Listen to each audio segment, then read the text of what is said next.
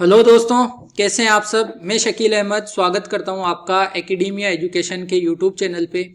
आप सबको पता है हम करने वाले हैं वीकली करंट अफेयर्स का क्वेश्चन आंसर सेशन, और ये हमने रखा है आपके रिवीजन के लिए, आपकी प्रैक्टिस के लिए। जो वीकली करंट अफेयर सेशन हमने लास्ट वीक किया था, है ना, लास्ट वीक संडे को, मंडे को दिया था हमने, और उसके थंबनेल पे आपको हेडिंग मिलेगी मई का लास्ट वीक। तो उस वीडियो से रिलेटेड जितने भी इंपॉर्टेंट क्वेश्चन बनते हैं आपकी प्रैक्टिस के लिए, रिवीजन के लिए, ये सेशन लेके हम आए हैं। 30 क्वेश्चन का ये सेट है, 30 क्वेश्चंस इसके अंदर हैं, और इस प्रैक्टिस सेशन से आपको अपनी तैयारी जांचने का, परखने का एक मौका मिल जाएगा, और आपको पता चलेगा कि करंट अफेयर्स को किस तरह से रिलेट करते हुए पढ़ना है। और आपको आज का जो करंट अफेयर सेशन मिलेगा जून के फर्स्ट वीक का, जून फर्स्ट वीक, ये आपको आज शाम को एग्जैक्ट 6 बजे आपको यूट्यूब पे मिल जाएगा, तो ध्यान रहे उसको भी देखना है। और इसी सेशन का, आज का जो सेशन हम करंट अफेयर्स का लेंगे, उसी का क्वेश्चन आंसर सेशन अगले संडे को आपको मॉर्निंग में मिल जाएगा। ओके, तो शुरू करते हैं बिना किसी देरी के। हमारा पहला क्वेश्चन, विश्व कछुआ दिवस, वर्ल्ड टर्टल डे कब मनाया जाता है। उम्मीद यह करूंगा कि आप पहले वीडियो को पॉज करेंगे और क्वेश्चन को अटेम्प्ट करेंगे, उसके बाद में मैं जो आपको आंसर बताने वाला हूं उससे अपने आंसर को मैच करेंगे। मुझे ये बताएंगे कमेंट करके कि आपके कितने क्वेश्चन सही रहे और कहां पे प्रॉब्लम रही, और उसको दुरुस्त करेंगे। ठीक है, तो विश्व कछुआ दिवस आप सबको पता है 23 मई को मनाया गया। 2021 के विश्व कछुआ दिवस की थीम क्या थी? टर्टल्स रॉक, टर्टल्स रॉक इसकी थीम थी। ये भी आपको याद रखना है क्योंकि आजकल थीम्स भी पूछ ली जाती है, इंपॉर्टेंट होती है। अगले क्वेश्चन पे बढ़ते हैं। बुद्धा की लेटी हुई मुद्रा में भारत की सबसे बड़ी प्रतिमा कहाँ स्थापित की जाएगी? लेटी हुई मुद्रा में रिक्लाइनिंग बुद्धा है ना, रिक्लाइनिंग बुद्धा की प्रतिमा, हमने बात की थी इसके बारे में पिछले सेशन में, रिक्लाइनिंग बुद्धा। और आपको पता है कोलकाता के 22 मजदूर, 22 आर्किटेक्ट हैं, 22 कारीगर हैं, कलाकार हैं, वो क्या कर रहे हैं, इस प्रतिमा को बना रहे हैं। तो आपको पता होना चाहिए इसकी स्थापना कहाँ की जाएगी? बोध गया में इसको स्थापित किया जाएगा, और ये भारत की सबसे बड़ी होगी रिक्लाइनिंग बुद्धा की प्रतिमा। ओके, आगे बढ़ते हैं अगले क्वेश्चन की तरफ। अगला क्वेश्चन है, एक बुक का नाम दिया हुआ है आपको, India and Asian geopolitics the past comma present. ये बुक किसके द्वारा लिखी गई है? तो आप सभी को पता है हमारे जो पूर्व राष्ट्रीय सुरक्षा सलाहकार हैं श्री शिव शंकर मेनन साहब, इनके द्वारा ये बुक लिखी गई है, और बहुत इंपॉर्टेंट बुक है, और आपको इसके बारे में पता होना चाहिए। शिव शंकर मेनन हमारे पूर्व राष्ट्रीय सुरक्षा सलाहकार रहे हैं। आपको पता है वर्तमान में कौन है हमारे राष्ट्रीय सुरक्षा सलाहकार? वर्तमान में है श्री अजीत डोभाल, अजीत डोभाल हैं वर्तमान में। पाकिस्तान के भी आपको ध्यान रखना है, पाकिस्तान के एक पर्सन है जो पाकिस्तान के राष्ट्रीय सुरक्षा सलाहकार बनाए गए हैं, वो है doctor Moid W Yusuf, Moid W Yusuf. इनकी बुक भी मैंने आपको एक बताई थी, अगर आपको नाम पता है तो आप मुझे कमेंट करके जरूर बताएं कि इनकी बुक का क्या नाम है। अगले क्वेश्चन पे बढ़ते हैं। टेम्पल्टन पुरस्कार 2021 किसे दिया गया? Marcelo glacier, Abdullah second Glazer है सॉरी, और एल्विन प्लेंटिंगा, या फिर जैन गुडाल। तो आप सबको पता है 2021 के लिए जैन गुडाल को मिला है। ये जो आपको ऑप्शन में फर्स्ट, सेकंड और थर्ड दिख रहे हैं, इनको भी पहले मिल चुका है, तो ये भी ध्यान रखना है, इनका नाम भी इंपॉर्टेंट है। लेकिन 2021 में टेम्पल्टन पुरस्कार जैन गुडाल को मिला है। क्यों मिला है? इन्होंने जो बंदर हैं, बंदरों को क्या माना जाता है? इंसानों के पूर्वज माना जाता है। तो बंदरों को लेकर, इंसानियत को लेकर एक बेहतरीन रिसर्च इन्होंने किया है, और उसी क्षेत्र में ये क्या करती हैं, काम करती है, इसलिए इनको टेम्पल्टन पुरस्कार से सम्मानित किया गया है। अगला क्वेश्चन है, प्रिंसेस ऑफ ऑस्ट्रेरियस पुरस्कार किसको दिया गया? अमर्त्य सेन को। हमारे जो नोबेल पुरस्कार विजेता हैं, अर्थशास्त्री हैं श्री अमर्त्य सेन, उनको मिला है प्रिंसेस ऑफ ऑस्ट्रेरियस पुरस्कार। ये पूछ रहा है किसके द्वारा दिया जाता है, कौन से देश के द्वारा? स्पेन, फ्रांस, स्विट्जरलैंड या इटली? किसके द्वारा दिया जाता है? आप सबको पता है स्पेन के द्वारा दिया जाता है प्रिंसेस ऑफ ऑस्ट्रेरियस पुरस्कार। इस बार किसे मिला है? श्री अमर्त्य सेन को मिला है। आपको ध्यान रखना है अमर्त्य सेन, और इनको नोबेल पुरस्कार भी मिल चुका है, भारत रत्न से भी इनको सम्मानित किया जा चुका है। तो एक मोस्ट इंपॉर्टेंट पर्सनैलिटी है आपके एग्जाम पॉइंट ऑफ व्यू से। ओके, आगे बढ़ते हैं अगले क्वेश्चन की तरफ। वुमेन क्रिकेट वर्ल्ड कप 2022 कहां आयोजित किया जाएगा। तो देखिए शायद हो सकता है आपको कि सर ये तो चीज आपने बताई नहीं थी, लेकिन मैंने बताई थी। जब हम किसी हेडिंग के बारे में डिस्कस करते हैं करंट अफेयर सेशन में, तो उस हेडिंग से रिलेटेड जो एक्स्ट्रा फैक्ट्स मैं आपको बताता हूं, वो फैक्ट्स भी कहीं ना कहीं बहुत ज्यादा जरूरी होते हैं एग्जाम के लिए, और उन्हीं एक्स्ट्रा फैक्ट्स में से एक क्वेश्चन लिया हुआ है। वुमेन क्रिकेट वर्ल्ड कप 2022 कहां पर आयोजित किया जाएगा, तो आप सबको पता है न्यूजीलैंड। न्यूजीलैंड को आप इस तरह से लिखोगे, न्यूजीलैंड में होगा वुमेन क्रिकेट वर्ल्ड कप 2022 का। न्यूजीलैंड के एक व्यक्ति आपको ध्यान रखना है, ग्रेग बार्कले। और ग्रेग बार्कले कौन है? आईसीसी इंटरनेशनल क्रिकेट काउंसिल के चेयरमैन हैं ग्रेग बार्कले, और ये न्यूजीलैंड से बिलोंग करते हैं। चलो आईसीसी का हेडक्वार्टर कहाँ है? आईसीसी का हेडक्वार्टर है दुबई में। आईसीसी के सीईओ कौन है? मोस्ट इंपोर्टेंट पर्सनैलिटी याद रखना है, आपको एग्जाम में पूछा जाता है। इंडिया के हैं, मनु साहनी है आईसीसी के सीईओ, है ना, चीफ एग्जीक्यूटिव ऑफिसर, और चेयरमैन है ग्रेग बार्कले जो न्यूजीलैंड के हैं। आईसीसी की स्थापना कब हुई थी? 1909 में इसकी स्थापना हुई थी। हेडक्वार्टर है दुबई में। ये ध्यान रखना है आपको चीजें, और कनेक्ट करते हुए पढ़ते हो तो बिल्कुल आपको चीजें ज्यादा आसानी से याद रहती है, ज्यादा लंबे समय तक याद रहती है। अगला क्वेश्चन है, Mohali international hockey stadium. Mohali international hockey stadium का नाम बदलकर क्या रख दिया गया है? तो देखिए एक ओलंपियन रहे हैं हमारे हॉकी के बहुत फेमस खिलाड़ी, Olympian Balbir Singh senior international hockey stadium, इसका नाम कर दिया गया है। इंपॉर्टेंट है, एग्जाम में आने के बहुत ज्यादा चांसेस हैं, आपको इसका नाम पता होना ही चाहिए। आगे बढ़ते हैं अगले क्वेश्चन की तरफ।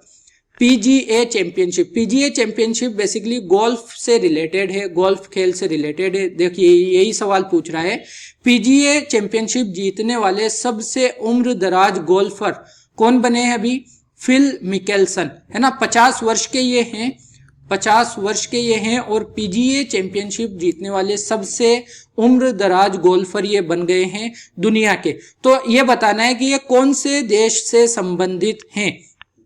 तो आप अटेम्प्ट करें क्वेश्चन को, क्या ये आयरलैंड से हैं, कनाडा से हैं, यूके से, यूनाइटेड किंगडम से हैं, या साउथ अफ्रीका से हैं? तो आपको पता हो फिल मिकेल्सन साउथ अफ्रीका से बिलोंग करते हैं। देखिए अगर यहाँ पे आपके क्वेश्चंस गलत भी होते हैं तो कोई प्रॉब्लम वाली बात नहीं है। जब आप किसी क्वेश्चन को गलत कर देते हो तो फिर वो क्वेश्चन आपको हमेशा हमेशा के लिए याद रहता है। गलत करने के बाद उसका सही आंसर जरूर चेक कर लेना, है ना। जब एक बार गलत करके सही आंसर चेक कर लोगे तो आपको फिर वो कभी भी भूलेगा नहीं, एग्जाम में तो भूलने के बिल्कुल भी चांसेस होंगे ही नहीं। ओके, तो साउथ अफ्रीका से बिलोंग करते हैं फिल मिकेल्सन। आगे बढ़ते हैं अगले क्वेश्चन की तरफ। तो यहाँ पूछा है डार्विन आर्क के बारे में। डार्विन आर्क हमने बात की थी, कहाँ पे है? अच्छा ये तो क्वेश्चन ही है कि किस देश का हिस्सा है ना, कोलंबिया, पेरू, इक्वाडोर या वेनेजुएला। ये तो आपको अटेम्प्ट करना है। मैं आपको बता दूं एक द्वीप है गेलापागोस द्वीप, गेलापागोस द्वीप पर है डार्विन आर्क। और हमने बात की थी, क्या बात की थी कि डार्विन आर्क का ऊपरी जो हिस्सा है कुछ इस तरह से बना हुआ है, ये रॉक है, और ये ऊपरी हिस्सा था ये एक तरह से इस तरह से, है ना। तो ये ऊपर वाला जो हिस्सा है ये ढह गया, उसका समुद्र में था, द्वीप पर है तो समुद्र की लहरें वगैरह आके टकराती है तो उसकी वजह से टूट गया था गेलापागोस द्वीप पर। और गेलापागोस द्वीप पर हमने जायंट टोर्टोइज की बात की थी, पता है आपको? जायंट टोर्टोइज पाए जाते हैं, बहुत बड़े आकार के कछुए पाए जाते हैं, तो ये भी है। और तो बस यही बताना है डार्विन आर्क कौन से देश में है या गेलापागोस द्वीप कौन से देश में है, एक ही बात है, क्योंकि गेलापागोस द्वीप जिस देश में है उसी द्वीप के ऊपर डार्विन आर्क है। तो आपको पता होना चाहिए इक्वाडोर में है गेलापागोस द्वीप और गेलापागोस द्वीप पर है डार्विन आर्क। ओके, तो ये बात ध्यान रखनी है। अच्छा मैं ये कहना चाह रहा हूं कि अगर आप लास्ट जो करंट अफेयर सेशन है, वीकली करंट अफेयर सेशन है, उसको अगर आपने अभी तक नहीं देखा है और आप डायरेक्ट इस क्विज को अटेम्प्ट कर रहे हो तो आपकी एक बड़ी गलती हो सकती है, क्योंकि इस क्विज में मैंने 30 क्वेश्चन लिए हैं। लेकिन आप अगर करंट अफेयर सेशन देखोगे, मैंने कम से कम गिना तो नहीं लेकिन कम से कम 200 प्लस क्वेश्चन वहां पे आपके साथ क्या किए हैं, शेयर किए हैं। 200 प्लस क्वेश्चंस को हमने क्रैक किया है आराम से, क्योंकि हमने कॉन्सेप्ट जाना है, चीजों को कनेक्ट करते हुए जाना है। एक हेडिंग थी, उससे रिलेटेड जितनी भी चीजें थी उन सबको जाना है। तो आप देखोगे हमने जो जितनी भी हेडिंग है उनसे रिलेट करके 3-3, 4-4 क्वेश्चन अलग से एक्स्ट्रा जाने। तो अगर आप वो सेशन आपने अभी तक नहीं देखा है तो आप जरूर देखें। उसके बाद जब आप ये क्वेश्चन को सोल्व करेंगे, ये सेशन लेंगे, तो आपको पता चलेगा कि आप कितनी मजबूत स्थिति में हो। ओके, आगे बढ़ते हैं अगले क्वेश्चन की तरफ। जैसे ये क्वेश्चन है यूएनईपी का हेडक्वार्टर कहाँ है। तो हमने क्या बात की थी, हमने बात की थी मार्था कूम की। मार्था कूम, मार्था कूम कौन क्या है, क्यों न्यूज में? मार्था कूम केन्या की पहली महिला मुख्य न्यायाधीश बनी है। पहली महिला मुख्य न्यायाधीश,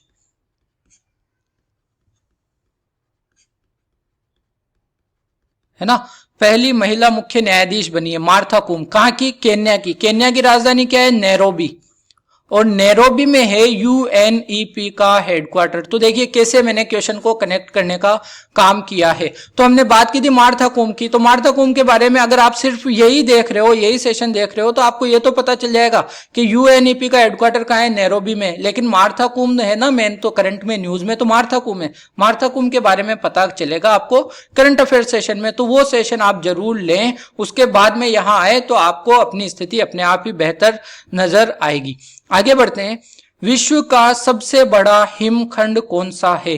तो आपको पता है विश्व का सबसे बड़ा हिमखंड, हमने बात की थी आइसबर्ग A76 की। ओके, डिटेल में जानना है तो फिर से मैं यही कहूंगा आपको वो सेशन देखना ही चाहिए। यहाँ पे सिर्फ हम क्वेश्चन आंसर फॉर्मेट में चीजों को करने वाले हैं। आगे बढ़ते हैं। अगला क्वेश्चन है हाल ही में 74th विश्व स्वास्थ्य सभा की अध्यक्षता किसने की? देखिए ये आपको पता होना चाहिए, विश्व स्वास्थ्य सभा का आयोजन करवाता है WHO, और इस वर्ष विश्व स्वास्थ्य सभा की अध्यक्षता की है भारत के health and family welfare minister doctor Harshvardhan ने।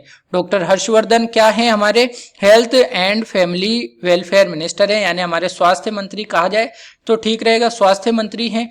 इसके अलावा और क्या है? यही हमारे साइंस एंड टेक मिनिस्टर है, विज्ञान एवं प्रौद्योगिकी मंत्री भी हमारे यही हैं। इसके अलावा यह भी ध्यान रखिए अर्थ साइंस मिनिस्टर, पृथ्वी विज्ञान मंत्री, ये पृथ्वी विज्ञान मंत्री भी हमारे कौन है? श्री डॉक्टर हर्षवर्धन है। इनकी कॉन्स्टिट्यूएंसी है चांदनी चौक दिल्ली।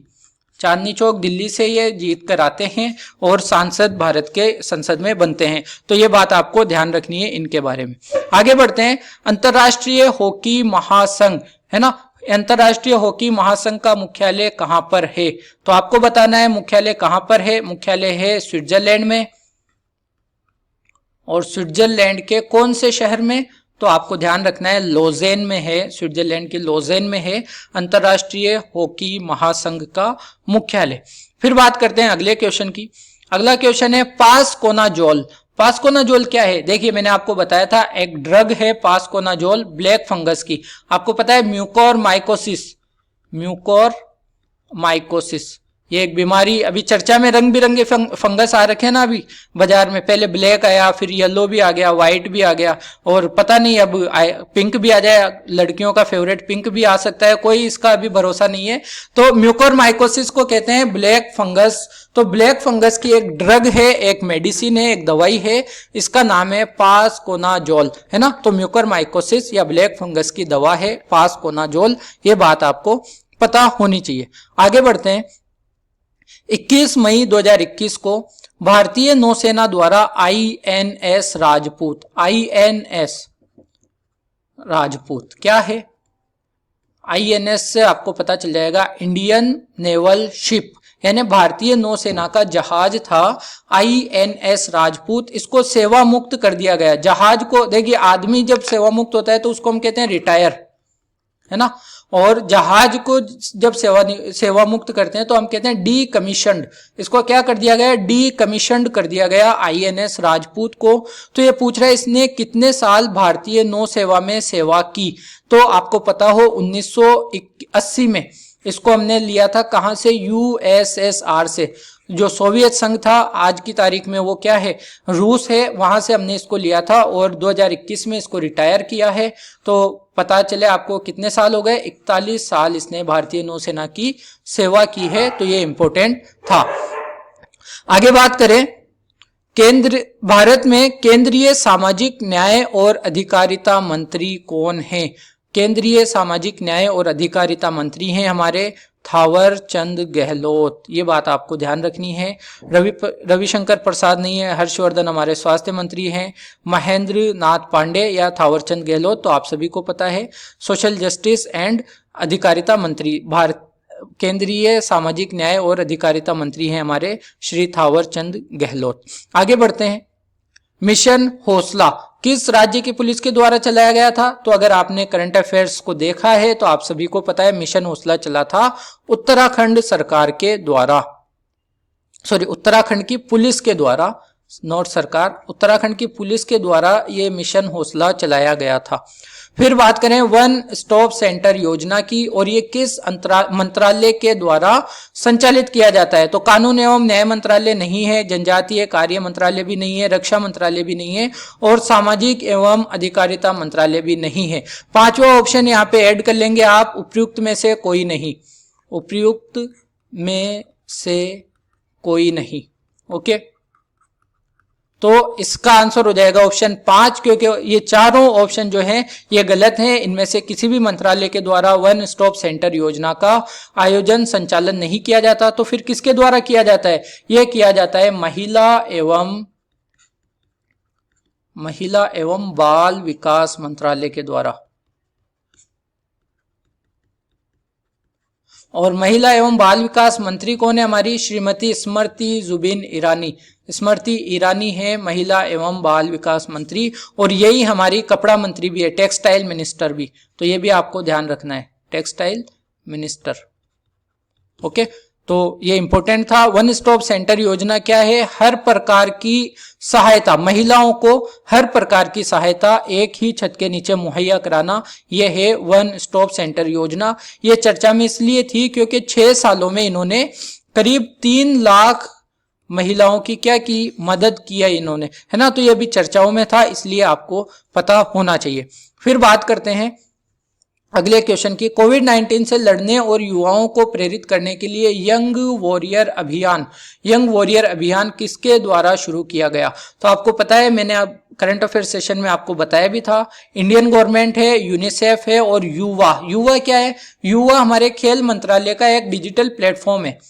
तो इन तीनों के द्वारा मिलकर शुरू किया गया है कोविड-19 से लड़ने के लिए यंग वॉरियर अभियान, #यंग वॉरियर अभियान। तो इसका आंसर हो जाएगा उपर्युक्त सभी। आगे बढ़ते हैं अगले क्वेश्चन की तरफ। छत्तीसगढ़ हाई कोर्ट के चीफ जस्टिस कौन बने हैं? अभी हाल ही में इनकी नियुक्ति हुई है छत्तीसगढ़ हाई कोर्ट के चीफ जस्टिस, और ये बने हैं प्रशांत कुमार मिश्रा। छत्तीसगढ़ हाई कोर्ट कहाँ है?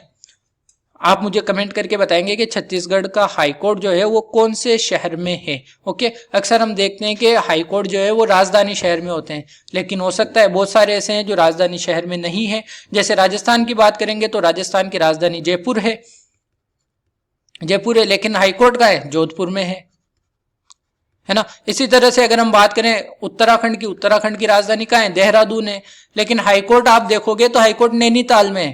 तो ऐसा भी होता है कि जरूरी नहीं है राजधानी शहरों में ही हो। तो आप मुझे बताइए कमेंट करके कि छत्तीसगढ़ हाई कोर्ट कहां पर अवस्थित है? इसके चीफ जस्टिस है श्री प्रशांत कुमार मिश्रा। ओके, एक नाम आपको ध्यान रखना है श्रीमती हिमा कोहली का। हिमा कोहली कौन है? ये भी एक चीफ जस्टिस है हाई कोर्ट की। ये तेलंगाना हाई कोर्ट की चीफ जस्टिस है, तेलंगाना हाई कोर्ट की सीजे हैं ये चीफ जस्टिस। और ये इंपॉर्टेंट इसलिए है कि भारत में 25 हाई कोर्ट हैं, और 25 हाई कोर्ट में से सिर्फ तेलंगाना हाई कोर्ट एक ऐसा हाई कोर्ट है जहां पे चीफ जस्टिस एक महिला है, बाकी 24 में सब पुरुष हैं। तो इनका नाम इंपॉर्टेंट आपके लिए हो जाता है, तेलंगाना हाई कोर्ट से ये बिलोंग करती हैं। ओके, आगे बढ़ते हैं अगले क्वेश्चन की तरफ। Smart window material, smart window के लिए एक मटेरियल तैयार किया है, किसने किया है? स्मार्ट विंडो मटेरियल क्या है? जब आप इस मटेरियल से अपने घर की खिड़की बना लोगे तो अगर आपके रूम का टेम्परेचर कम है, ठंड है अगर, तो ये सूरज की किरणों को ज्यादा अंदर आने देगा ताकि आपको सर्दी ना लगे, आपका कमरे का टेम्परेचर मेंटेन रहे, है ना। और अगर आपके रूम में गर्मी ज्यादा है तो ये धूप को अंदर आने नहीं देगा ताकि आपके कमरे की गर्मी ज्यादा ना बढ़ जाए। तो ये मेंटेन करके रखेगा आपके टेम्परेचर को। ये मटेरियल विकसित किया है IIT गुवाहाटी के द्वारा। IIT गुवाहाटी असम में है। आगे बात करते हैं अभिभावक मंत्री की नियुक्ति। अभिभावक मंत्री जिसे हम कहेंगे गार्जियन मिनिस्टर, गार्जियन मिनिस्टर की नियुक्ति किसने की है? असम सरकार के द्वारा गार्जियन मिनिस्टर की नियुक्ति की गई है। क्या होगा, जब असम सरकार कोई योजना बनाएगी तो उस योजना को जमीनी स्तर पर लागू करने के लिए ये काम करेंगे अभिभावक मंत्री, है ना। तो अभिभावक मंत्री के बारे में आपको ध्यान रखना है। असम के अभी नए सीएम कौन बने? असम के सीएम बने हैं हेमंता बिस्वा शर्मा, हेमंता बिस्वा शर्मा। तो इनका नाम इंपॉर्टेंट है, ध्यान रखना है, आपको पता रखना है। गार्जियन मिनिस्टर या अभिभावक मंत्री के बारे में भी आपको याद रखना है, एग्जाम में जरूर पूछा जाएगा। फिर बात करें रो के, रिसर्च एंड एनालिसिस विंग, है ना। रो के चेयरमैन कौन है? रो के अध्यक्ष कौन है? तो रो के अध्यक्ष हैं सामंत कुमार गोयल। और एक है हमारा इंटेलिजेंस ब्यूरो आईबी, आईबी के अध्यक्ष कौन है? आईबी के हैं अरविंद कुमार। तो अभी ये दोनों चर्चा में इसलिए थे, सामंत कुमार गोयल और अरविंद कुमार का कार्यकाल 1 साल के लिए बढ़ा दिया गया है, 1 साल के लिए इनका कार्यकाल बढ़ा दिया गया है। तो चर्चा में है, आने वाले एग्जाम्स में इनके नाम पूछे जाएंगे, लिख के रखो, ठीक है। आगे बढ़ते हैं, अगली हेडिंग है मिशन ऑक्सीजन सेल्फ रिलायंस। एक मिशन चलाया गया, मिशन ऑक्सीजन सेल्फ रिलायंस। नाम से पता चल रहा है कि ऑक्सीजन के उत्पादन में सेल्फ रिलायंस, आत्मनिर्भर बनने के लिए ये अभियान किसके द्वारा, ये मिशन किसके द्वारा चलाया गया? तो ये मिशन चलाया गया महाराष्ट्र सरकार के द्वारा। महाराष्ट्र के अंदर ऑक्सीजन का उत्पादन बढ़ाने के लिए क्या किया गया है? मिशन ऑक्सीजन सेल्फ रिलायंस शुरू किया गया है। महाराष्ट्र के जो सीएम है वो है उद्धव ठाकरे, और गवर्नर जो है, गवर्नर का नाम ध्यान रखना है आपको, भगत सिंह कोश्यारी। भगत सिंह कोश्यारी हैं महाराष्ट्र के गवर्नर। ये इंपॉर्टेंट इसलिए हैं क्योंकि यही वर्तमान में गोवा के भी गवर्नर हैं, गोवा के भी, है ना। तो ध्यान रखना है, महाराष्ट्र और गोवा दोनों के गवर्नर कौन है? अभी भगत सिंह कोश्यारी हैं दोनों के governor. EPCH, export promotion council for handicrafts, handicrafts के लिए एक्सपोर्ट निर्यात का प्रमोशन करने की एक संस्था है, भारत सरकार के अंदर तो नहीं है ये, लेकिन एक संस्था है ना। इस संस्था के चेयरमैन कौन है? तो आपको पता है, हमने बात की थी हैंडीक्राफ्ट से रिलेटेड, दिल्ली में एक ऑनलाइन वर्चुअली मेला आयोजित हुआ था, और इस वर्चुअली मेले का उद्घाटन किसने किया था? यह बात मैंने आपको बताई थी। इसका उद्घाटन किया था EPCH के चेयरमैन ने। तो EPCH के चेयरमैन कौन है, वही बात पूछी है। तो आपको पता हो, रविंद्र कुमार पासी, रविंद्र भी नहीं है, आपको ध्यान रखना है, रवि कुमार पासी, रवि कुमार पासी हैं EPCH के चेयरमैन। ओके, ध्यान रखना है, इंपॉर्टेंट है, आपको पता होना चाहिए। बढ़ते हैं अगले क्वेश्चन की तरफ। अगला क्वेश्चन है हमारा, तो अगला क्वेश्चन पूछा गया है, हाल ही में काजी नजरुल इस्लाम की 122वीं जयंती मनाई गई, है ना। वह किस देश के राष्ट्र कवि थे? तो ये बात हमने की थी, वह बांग्लादेश के राष्ट्र कवि थे। लेकिन ध्यान रहे, इनका जो जन्म हुआ था ना, जन्म इनका भारत में अभी जो बंगाल है ना, बंगाल के पश्चिमी वर्धमान जिले में हुआ था, पश्चिमी वर्धमान जिले में। लेकिन आपको पता है, फिर भारत से अलग होकर बांग्लादेश, पहले पाकिस्तान बना, है ना, पूर्वी पाकिस्तान, और फिर क्या बन गया? बांग्लादेश बन गया। तो पश्चिमी वर्धमान से जब बांग्लादेश बना, तो जो शेख मुजीबुर रहमान थे वो इन्हें अपने साथ ले गए थे, काजी नजरुल इस्लाम को। और मोस्ट इंपोर्टेंट बात बताता हूं, इनको कहा जाता था विद्रोही कवि, है ना, विद्रोही कवि के नाम से भी इनको जाना जाता था, क्योंकि इनके जो अशार होते थे, जो शेर वगैरह ये लिखते थे, पोएट्री, वो काफ़ी विद्रोह के रूप में होती थी। कई लोगों को वो पसंद नहीं आती थी, बिलखुसूस खुसूसी तौर पर अगर देखें तो वो धार्मिक लोगों को ज़्यादा पसंद नहीं आती थी। तो इनको विद्रोही कवि के नाम से भी जाना जाता है, आपको पता होना चाहिए। ये बांग्लादेश के राष्ट्र कवि के रूप में जाने जाते हैं। अगला क्वेश्चन है, रुडोल्फ वी शिंडलर पुरस्कार, रुडोल्फ वी शिंडलर पुरस्कार प्राप्त करने वाले प्रथम भारतीय कौन बने? तो अभी हाल ही में लास्ट सेशन में हमने बात की थी, रुडोल्फ वी शिंडलर पुरस्कार मिला था डॉक्टर नागेश्वर रेड्डी को। देखिए, ये जो पुरस्कार दिया जाता है ना, ये पुरस्कार बेसिकली डॉक्टर्स को दिया जाता है, पहली बात, और डॉक्टर्स को दिया जाता है स्पेशली उन डॉक्टर्स को जो एब्डोमिनल रीजन के स्पेशलिस्ट होते हैं, जैसे हमारे पेट वगैरह के एरिया के जो स्पेशलिस्ट डॉक्टर होते हैं, उनको दिया जाता है रुडोल्फ वी शिंडलर पुरस्कार। और इस बार मिला है भारत को डॉक्टर नागेश्वर रेड्डी को, और ये प्रथम भारतीय हैं जिनको ये अवार्ड मिला है। तो इंपॉर्टेंट है, एग्जाम में पूछा जाएगा। अगली बात करें, कोविड-19 के कारण एशिया कप T20 अनिश्चित काल तक स्थगित कर दिया गया है। हाँ, ये डिस्कस किया था। यह कहाँ होने वाला था, या इसको ऐसे भी पूछ ले, यह कहाँ होगा।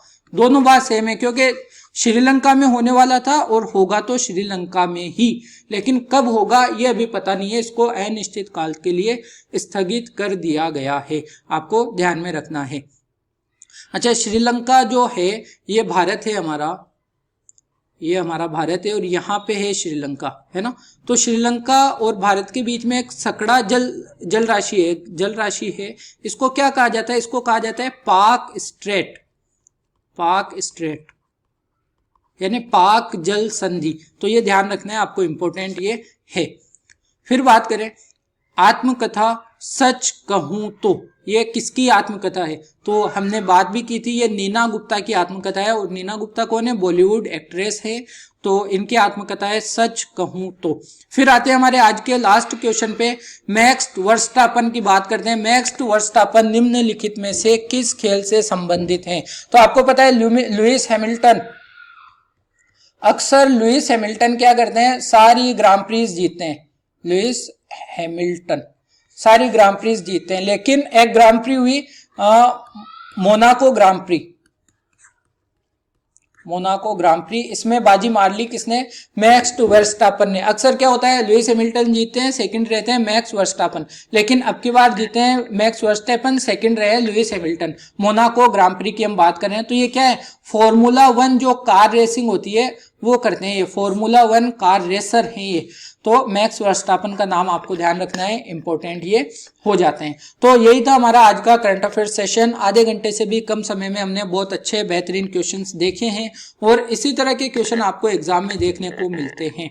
इस क्वेश्चन आंसर सेशन को देखिए, अटेम्प्ट कीजिए, बताइए कितने क्वेश्चन सही हुए, कैसा रहा सेशन, इसमें कोई सजेशंस होते हैं आपके तो जरूर बताइएगा, कमेंट कीजिएगा आपके सजेशंस, उन पे जरूर काम किया जाता है, उनको लेकर डिस्कशन होता है ना। तो अगर पसंद आया है तो लाइक जरूर करें, कमेंट करके बताएं कैसी चीजें रहती है, कैसा पसंद आता है या कुछ सजेशन है वो दोस्तों में शेयर जरूर करें, क्योंकि करंट अफेयर्स एक बहुत इंपॉर्टेंट फैक्टर है हमारे आने वाले हर एग्जाम के लिए, हर वनडे एग्जाम के लिए। तो उसमें बढ़त होना आपके लिए बहुत ज्यादा जरूरी है, क्योंकि मैक्सिमम क्वेश्चन करीब 20 से 30% क्वेश्चन आते हैं आपके जीके के पोर्शन में करंट अफेयर्स के, तो इंपॉर्टेंट फैक्ट ये हो जाता है। फिर बात करें सब्सक्राइब की, अगर नहीं किया है अभी तक तो चैनल को सब्सक्राइब जरूर कर लेना। मिलते हैं शाम को करंट अफेयर्स सेशन में, वीकली करंट अफेयर्स में। तब तक के लिए थैंक यू वेरी मच। अपना ख्याल रखें, घर पे रहें, सुरक्षित रहें, लेकिन पढ़ते रहें ताकि आपकी तैयारी बनी रहे। ओके, यहीं पे मैं अपने शब्दों को विराम देता हूं। Bye bye.